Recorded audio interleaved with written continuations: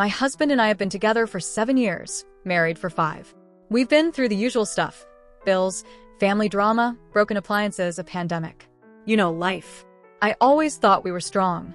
Maybe not perfect, but solid. The kind of couple people look at and think they're doing okay. Then my younger sister, Lena, came back into the picture.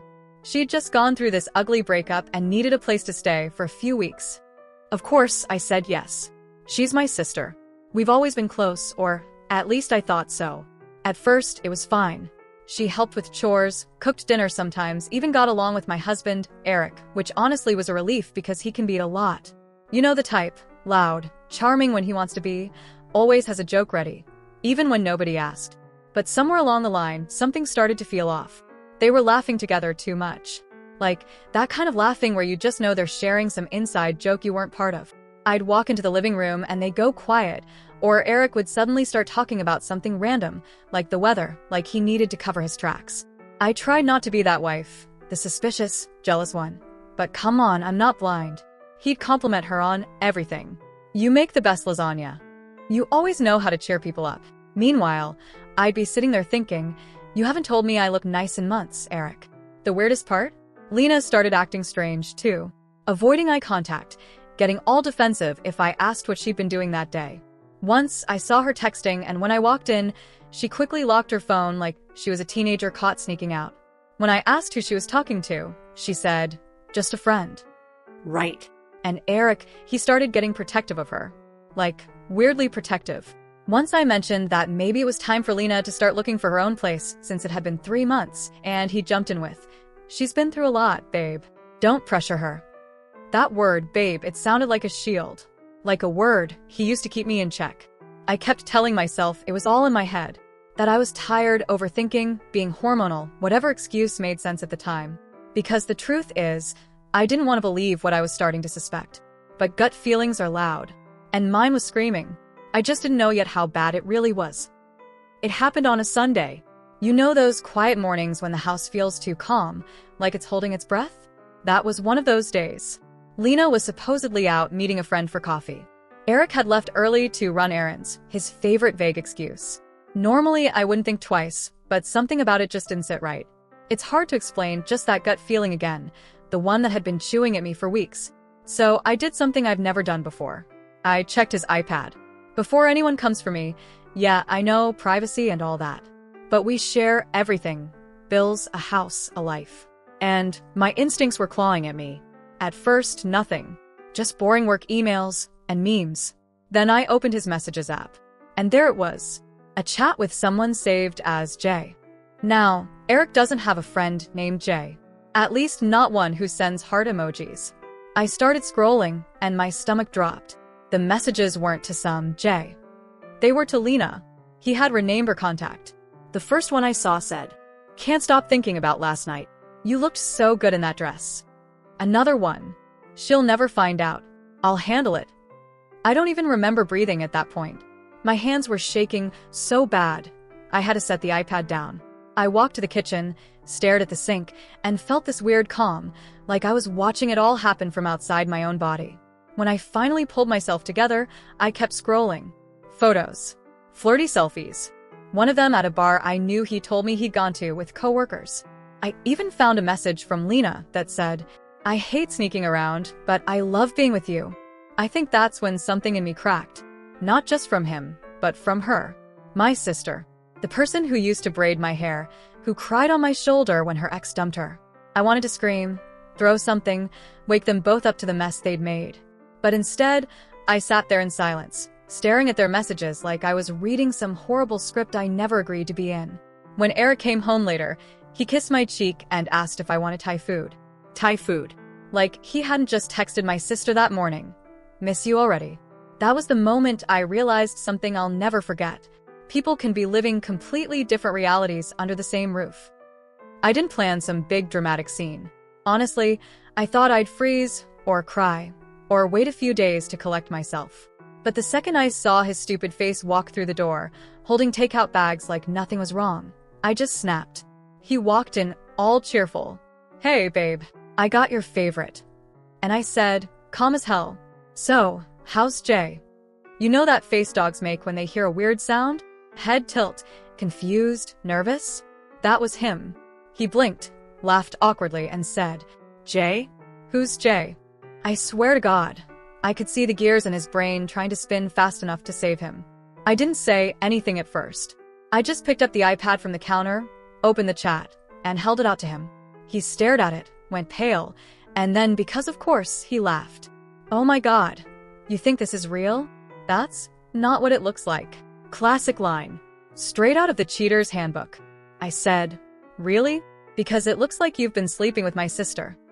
He stammered something about emotional support and misunderstanding, and we were just talking. Talking. Apparently, talking now includes staying overnight at her friend's apartment and sending her selfies from his car. Then he tried to flip it. "Why are you even looking through my stuff, huh? That's a total invasion of privacy." Oh, the audacity. The man was literally caught red-handed, and suddenly I'm the problem. I told him, "Don't worry, I'll give you plenty of privacy. In another house." That's when the fake tears started. He grabbed my hands and said, "It was a mistake. It didn't mean anything. I just felt lonely. You've been so distant lately." I stared at him, completely numb. Lonely? I was working extra hours, pregnant, paying bills, cooking, making sure everything was running, while he was playing house with my sister behind my back. Then came the kicker. He actually said, "You're overreacting. It's not like we're in love." Like that made it better. When I asked him if Lena knew I'd found out, he said no, that he'd handle it. I said, "Don't bother. I already texted her." His face dropped. For once, no words.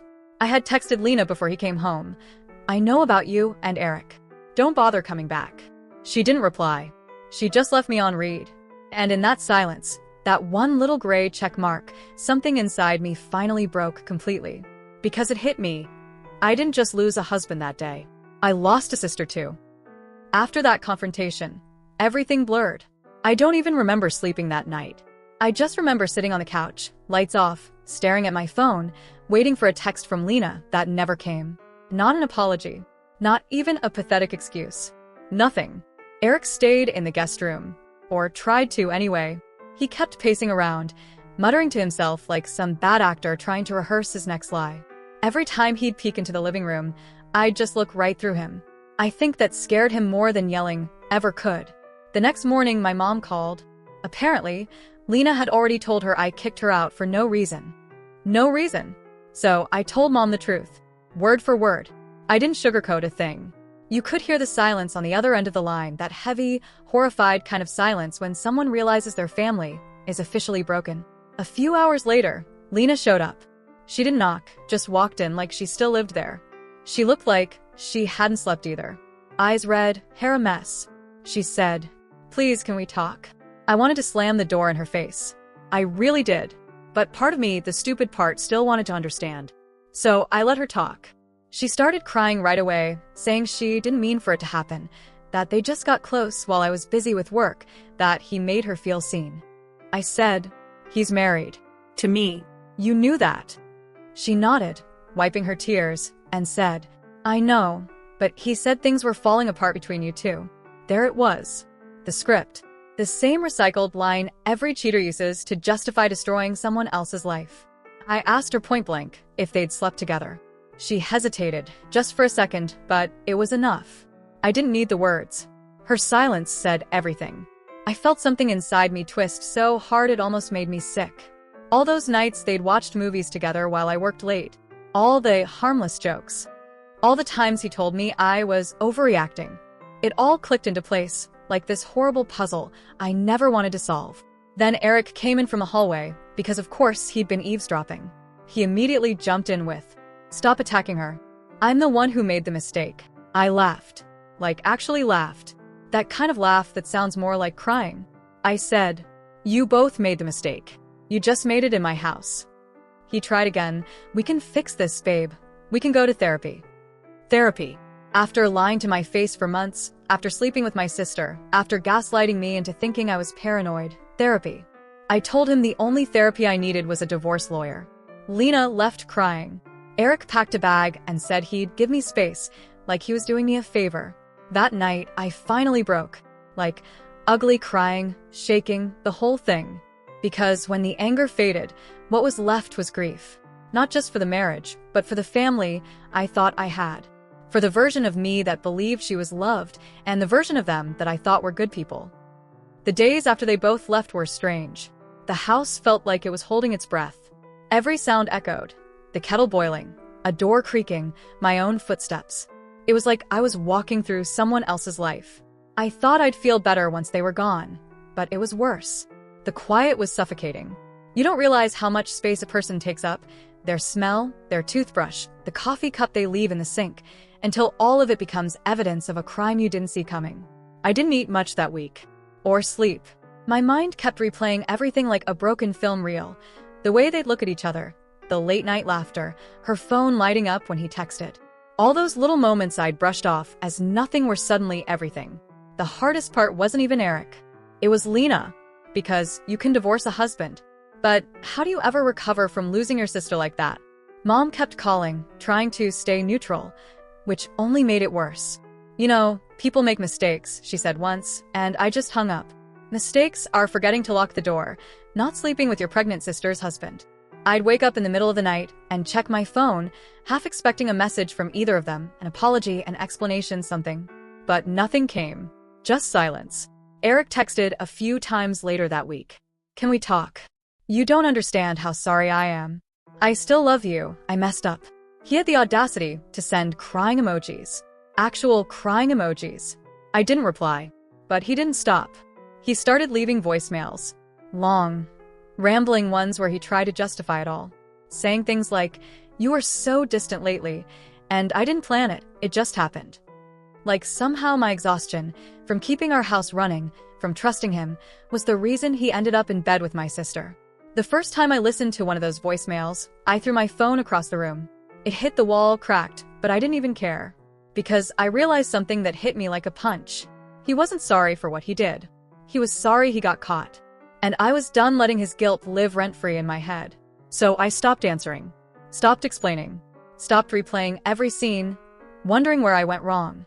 Because for the first time in weeks, I realized the silence wasn't empty.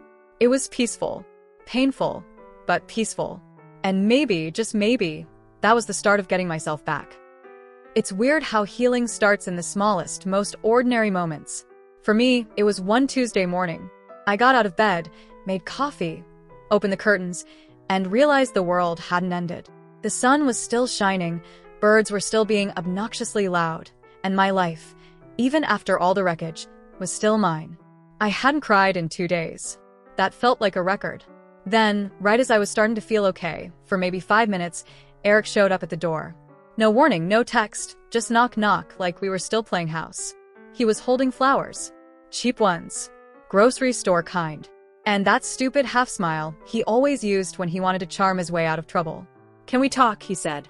I didn't even answer. I just stared at him.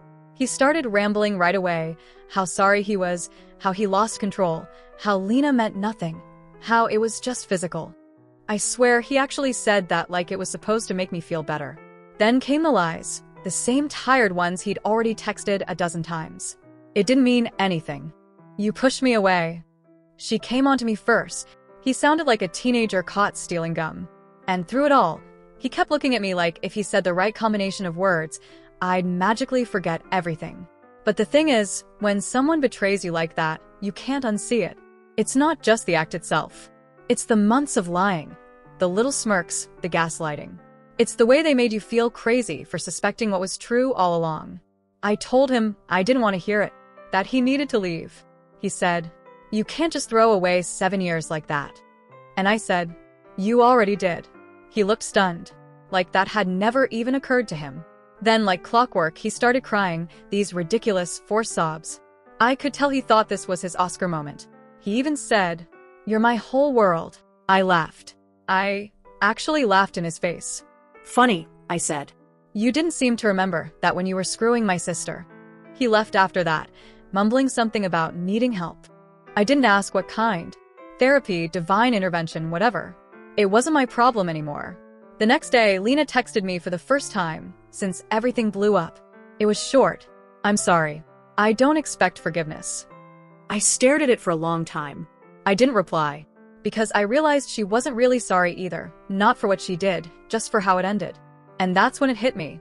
I didn't need closure. I didn't need revenge. I didn't even need them to admit the truth. All I needed was distance. Space to breathe. Room to remember who I was before they dragged me into their chaos. So that's what I started doing, piece by piece, day by day. Rebuilding. The first week after Eric's little flower visit was a blur. I think I ran on autopilot, shower, coffee, work, collapse. But somewhere between ignoring his calls and deleting Lena's messages, I started realizing something I hadn't in months. Silence can actually be healing. At first, people didn't know what to say. My mom tried to keep the peace, which, honestly, made me want to scream. She said things like, "They're family, sweetheart. Maybe in time." And I cut her off. "Mom, she slept with my husband. I'm not sending her a Christmas card." Even my best friend, Mara, was stunned. When I told her everything, every disgusting detail, she went completely still, then said, "That's not just betrayal. That's psychological warfare." She brought over wine and ice cream that night, and for the first time in weeks, I laughed.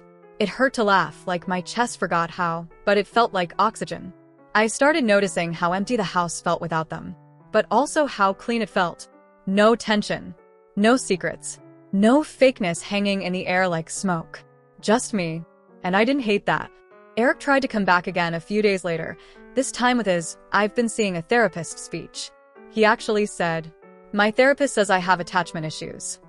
I said, "You have cheating issues." He didn't like that. Left muttering something about how I was being cruel and unforgiving.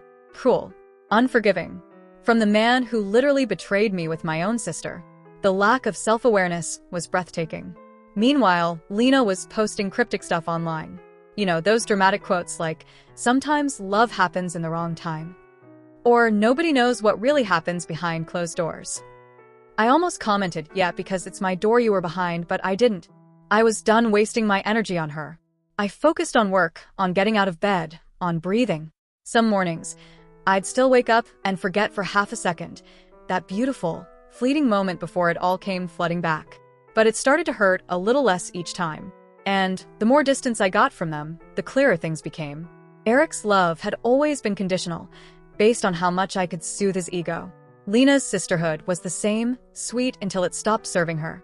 The two of them had found each other because they were mirrors, selfish, insecure, desperate for validation. I was finally starting to see that I didn't lose anything worth keeping. So I cleaned out the closet, boxed up his stuff, and dropped it at his mom's house. No note. No explanation. Just gone. That night, I slept through the whole night for the first time in months. No nightmares. No crying. Just quiet. And maybe, just maybe, that quiet was the sound of peace finally coming back. It's strange how quickly the human heart adjusts when it has no other choice. A month after the fallout, I found myself sitting on the porch one morning with my coffee, staring at the sunrise, and for the first time, I didn't feel like crying. I just felt still. I started noticing how different my days looked without the constant chaos of Eric's moods. No more passive-aggressive sighs, no more "what's for dinner?" at 10 p.m. after he'd been working late. The silence that used to crush me started to feel like freedom. I changed little things first. Bought new sheets, yellow ones. He always said they were too bright, but I loved them. Rearranged the furniture. Painted the bedroom wall a soft sage green. Every brushstroke felt like reclaiming a piece of myself he'd worn down over the years. Then I got a haircut. Nothing drastic, but enough that I could look in the mirror and see me again, not the exhausted wife trying to hold together a crumbling marriage. Mara kept checking on me. She'd text, "You doing okay today?" And sometimes I'd say yes. Sometimes no. And both were fine. Healing isn't this perfect upward line, it's messy. You can feel strong one morning and completely shattered by noon. But I was learning that both states could exist without meaning I was broken. Eric, meanwhile, couldn't seem to get the hint. He'd text random things like, "Remember that Thai place we loved?" Or, "You left your favorite hoodie at my place." My place. As if he was the one who had been abandoned. When he finally called again, saying, "We need to talk," I let it go to voicemail. He left a rambling message about how he made a huge mistake and missed our connection. The kicker? He said he was confused. Confused. That word again. As if you can accidentally sleep with your wife's sister for months. I didn't call back. Instead, I spent that weekend doing something wild. I took myself out. Dinner. Movie. a glass of wine, alone. At first, I felt awkward as hell. But halfway through dessert, I realized I wasn't lonely. I was peaceful. Like my own company wasn't something to escape from anymore. And the wildest thing? I started to feel grateful, not for what happened, but for what it forced me to see. I had spent years shrinking myself to fit into a relationship that didn't have room for me. Now I was taking up space again. Not for him. Not for Lena. For me. It happened on a Tuesday. I remember because Tuesdays were always the boring days. The in-between of life. But this one felt like a quiet revolution. I was at work, halfway through an email, when Eric showed up. At my job. He had that sheepish little grin, the same one he used to wear when he'd forget my birthday and try to pass off gas station flowers as a romantic gesture. He stood in the doorway with a coffee cup, my favorite kind, because of course he remembered that detail now, and said, "Can we just talk? 5 minutes, please." My heart didn't even race. I just stared at him, at the man who once made my entire body ache with love, and I felt nothing. He started in with the same recycled script. "I've been thinking about us. I know I made mistakes. Your sister means nothing to me now." He said that last part like it was supposed to make me feel better. Like he expected me to thank him for dropping the woman who destroyed our marriage. When I didn't respond, he got defensive, like he always did when things weren't going his way. "You're just gonna stand there? You used to care, you know." "Yeah," I said quietly. "I used to." That's when I realized the shift was complete. I didn't hate him anymore. I didn't love him either. I just didn't care. He went on about rebuilding trust, waving his hands like an actor in a bad soap opera. He even mentioned therapy again and how we could start over near the sea, as if proximity to water could wash away betrayal. I told him, calmly, "Eric, I've already rebuilt something. It's just not with you." And then I asked him to leave. In front of my coworkers. He turned bright red and muttered something about me being cold and ungrateful. Ungrateful. For what, exactly? His lies? His infidelity? His nerve? When he was finally gone, my coworker Jen came over and said, "I don't know what that was about, but damn, you handled it like a queen." I laughed, a real laugh. It came from somewhere deep. It wasn't about revenge or power. It was about closure. That night, I poured myself a glass of wine, opened my laptop, and started making plans, real plans. I booked a solo weekend trip. Just me, a cozy cabin, and a lake. I made a new budget. I even signed up for a ceramics class I'd been eyeing for months but never had time for.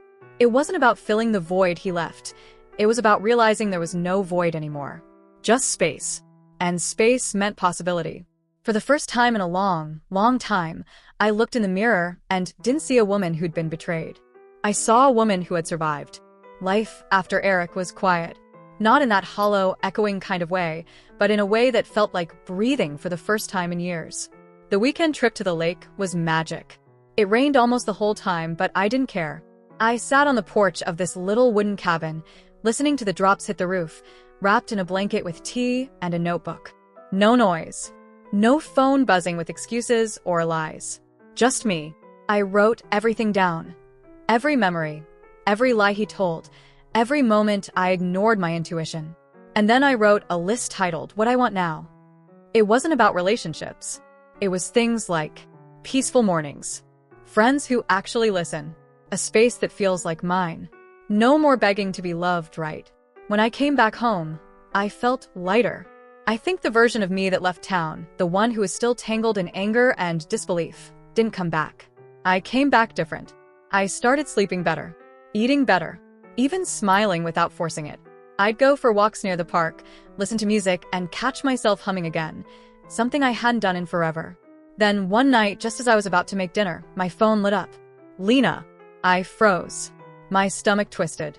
Her name, the same one that used to make me happy, now made my skin crawl. The message was short. "Can we please talk? It's not what you think." I laughed out loud. "Not what I think. You slept with my husband, Lena." I'm not sure there's a what left to misunderstand. Then another one came. He lied to me too. "Please, I just need to explain." Explain. That word again. Everyone wants to explain when they're caught, don't they? I didn't answer. I didn't delete it either. I just stared at it for a while, at her name, her words, and realized something huge. I didn't need an explanation anymore. I didn't need closure from people who never cared about the damage they caused. So I turned off my phone, made myself dinner, and watched my favorite movie. Alone, but peaceful. The next morning, Eric texted, "I heard you talk to Lena." I didn't. But of course, those two couldn't stop creating drama even when I wasn't part of it. I typed out a reply, then deleted it. Instead, I blocked them both. No big speech. No emotional goodbye. Just silence. And that was the real closure. Not the confrontation. Not the revenge fantasies. Not the tears. Just choosing not to engage. That night, I slept so deeply, I didn't even dream. And for the first time, I woke up without that pit in my stomach, the one that whispered something's wrong. Because finally, nothing was. About 2 weeks after I blocked both of them, I got a message from an unknown number. Normally, I'd ignore it. I'd gotten pretty good at protecting my peace, but something about the preview on my lock screen made my stomach drop. It said, "You deserve to know everything. Please don't hate me." It was Lena, again. But she'd used a different number this time, probably because I'd already blocked the other one. I don't know why, but this time I opened it. Maybe curiosity. Maybe closure. Maybe just the need to see if there was anything left worth understanding. She wrote this long message, paragraphs and paragraphs, saying that things got out of control, that she never meant to hurt me, that Eric told her we were basically done, and that I knew about them. She said she'd been manipulated, that she was in love but confused. That word again, confused. Was there a memo I missed where everyone decided to use that as a moral get-out-of-jail-free card? She ended it with, "I wish I could take it back. I miss my sister." And for a minute, I sat there, phone in hand, tears burning my eyes, thinking about all the sleepovers, the shared secrets, the inside jokes we had as kids. The way she used to braid my hair, the way she'd stand up for me in school. And then it hit me. That sister was gone long before Eric ever came along.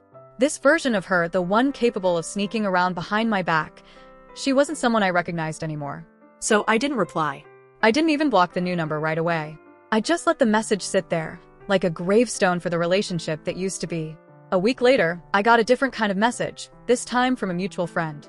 She said she'd seen Eric and Lena together at a restaurant. Apparently, they weren't doing so great. The friend said, "He looked pissed off." She was crying. And I don't know if this makes me a terrible person, but I didn't feel sorry for either of them. I didn't feel triumphant either. I just felt done. Because the truth is, I didn't need them to suffer for me to heal. Their chaos didn't belong to me anymore. I put my phone down, lit a candle, and went back to reading my book. That was it. No spiral. No flashbacks. Just calm. And that's when I realized something so simple, but so powerful. The moment you stop needing someone to understand what they did, you finally get your peace back. That night, I went to bed and whispered out loud, not to them, but to myself, "You're free now." And I meant it. It's funny how healing doesn't look like you think it will. It's not this cinematic moment where you throw all your ex's stuff out and suddenly feel empowered. It's quieter, smaller. It's drinking your morning coffee without checking your phone. It's laughing without guilt. It's realizing a whole day went by and you didn't think about them once. That's where I was. I started creating new routines that had nothing to do with who I used to be as Eric's wife or Lena's sister. I joined a yoga class, signed up for therapy, got into journaling, not the dramatic kind, just honest stuff. Some days I'd write, "I'm still mad," and others, "I'm okay." Both felt true. One night, my therapist asked me, "What do you want your life to look like if no one else's feelings mattered?" And wow, that question hit hard. Because for years, everything I did revolved around managing someone else's emotions. Eric's moods, my sister's drama, keeping everyone comfortable while I was quietly falling apart. So I wrote a list. I want to wake up in a space that feels peaceful. I want to create, to build something that's mine. I want to stop apologizing for taking up space. I want to live without flinching. It became my little manifesto. I got a raise at work around that time too. Apparently, people noticed how much more focused and confident I'd become. My boss even said, "You seem lighter lately." He didn't know the half of it. I started seeing parts of myself I hadn't recognized in years. I wasn't just surviving anymore. I was becoming. There were still hard days, of course. Nights where a song or a memory would sucker punch me out of nowhere.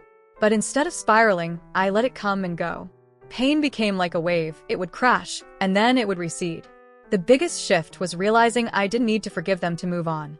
Forgiveness felt like a gift they hadn't earned. What I gave myself instead was release.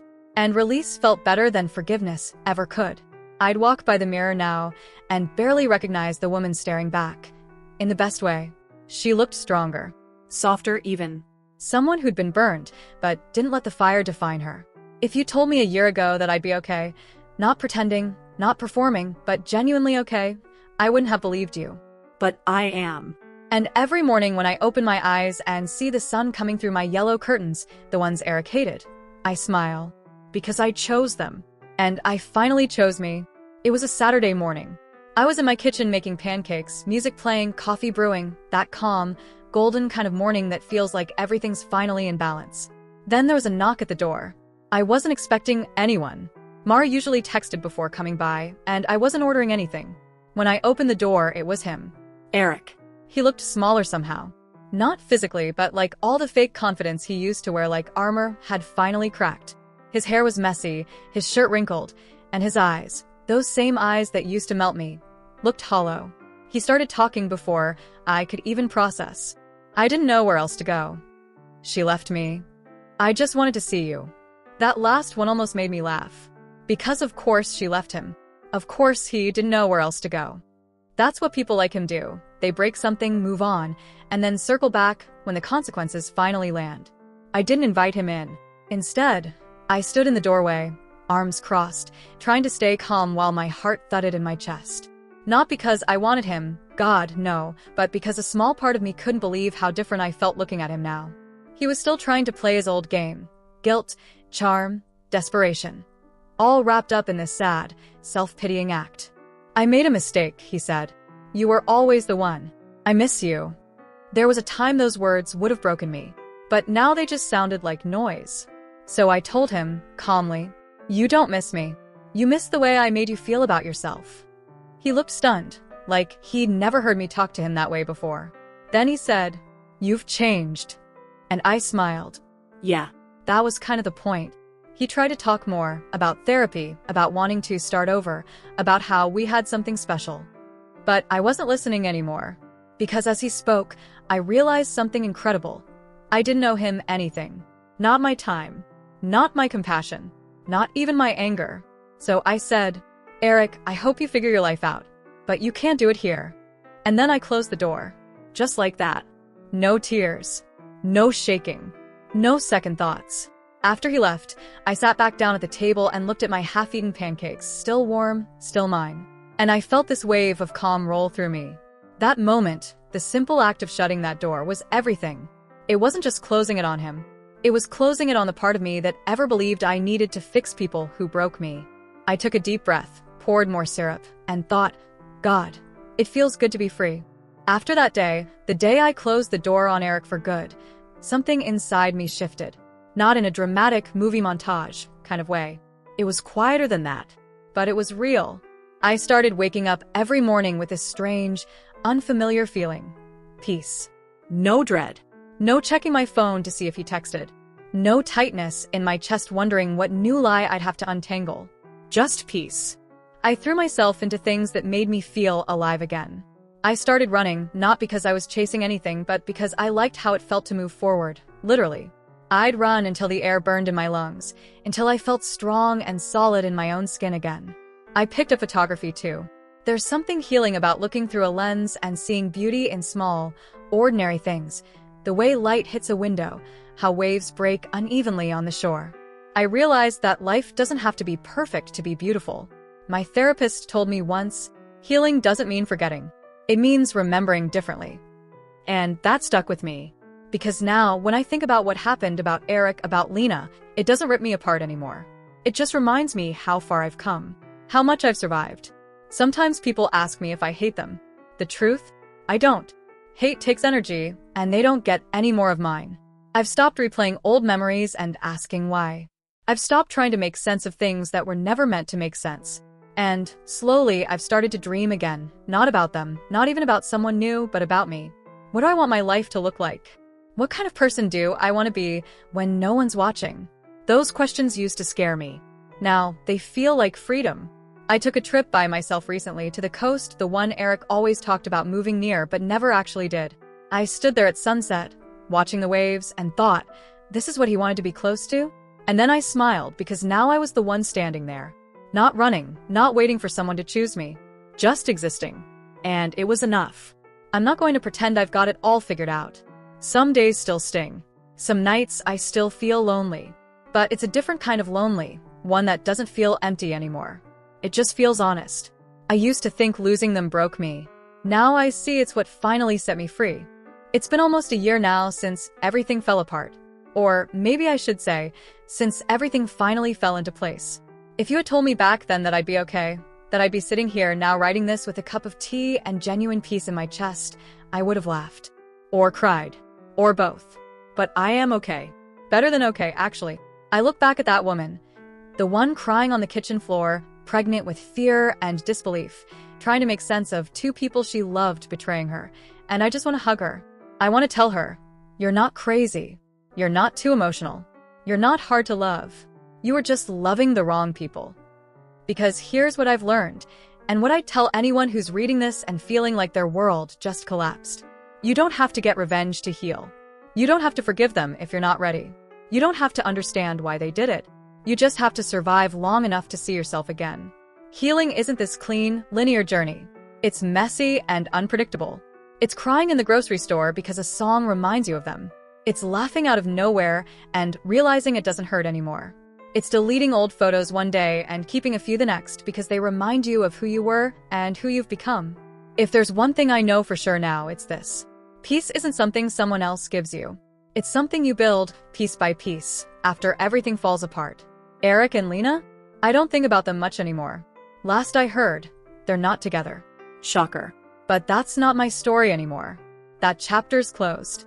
My story now is about me. About learning to love being alone. About trusting my gut again.